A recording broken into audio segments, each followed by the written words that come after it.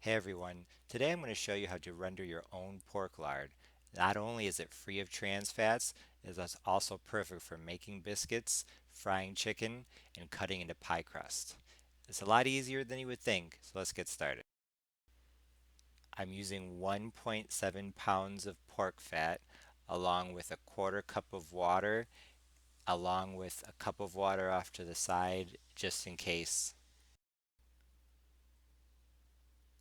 The first step is the most tedious, cutting the pork fat into cubes.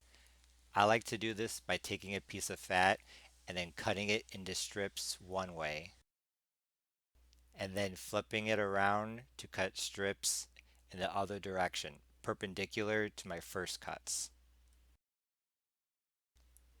Pork fat can be a little tough, so make sure that you have a sharp knife. If your cuts look a bit rough, that's okay. The idea isn't to cut the fat into perfect cubes. It's just to cut it into smaller pieces so that when we render it, we'll get more fat out of it. Like I said, this is the most tedious part of the whole process, so you're going to need a bit of patience. You might be wondering why I'm going through all this to render my own lard. The reason is that not only is lard hard to find in most grocery stores, but it's also often mixed with partially hydrogenated vegetable oils, which contain trans fat.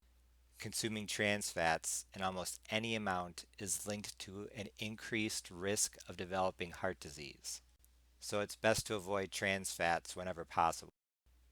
Once all the fat is cut up, it's time to start rendering.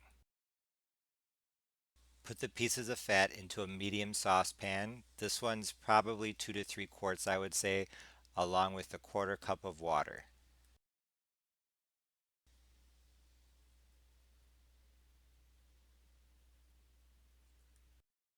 And turn the heat onto low, for me gas mark 2 out of 6. Use a heat resistant spoon, such as a wooden spoon, to start stirring. And after 10 minutes of stirring constantly, your pork fat should look like this, starting to turn a little bit gray. After 20 minutes of stirring, everything is now light gray. After 30 minutes, the pieces of fat are starting to shrivel and they're making an interesting sound.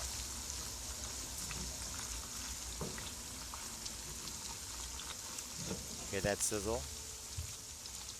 It's ready. Now use a strainer to strain the liquid from the pieces of fat.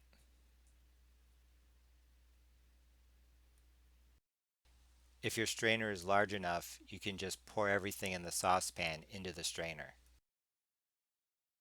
Just like bacon grease, the rendered fat will harden and turn white as it cools. Until then, we can get a little more lard out of these lardons. Before round 2, pour the rendered lard into a glass jar and store it in the refrigerator. I then repeated the process by returning the lardons to the pan and adding another quarter cup of water. And after 10 minutes of stirring on low heat, this is what it looks like. Ready to be drained once again. After draining everything a second time, I put the lardons back in the pan with another quarter cup of water and stirred on low heat for 10 more minutes. This is what it looked like, ready for the third and final draining. And after the third and final rendering, these lardons are perfect golden brown. And here's what the lard looks like after it has cooled and hardened.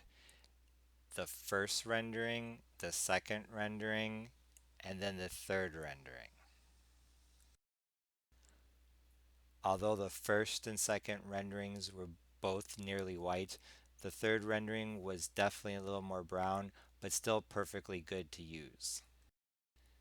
Now that you know how to render your own lard, you can use it to make a variety of southern dishes, such as southern style cornbread baked in a cast iron skillet greased with lard, and another southern classic, fried chicken, or in this case, oven fried chicken. Thanks for watching. Please be sure to like, share, comment, and subscribe. Bye!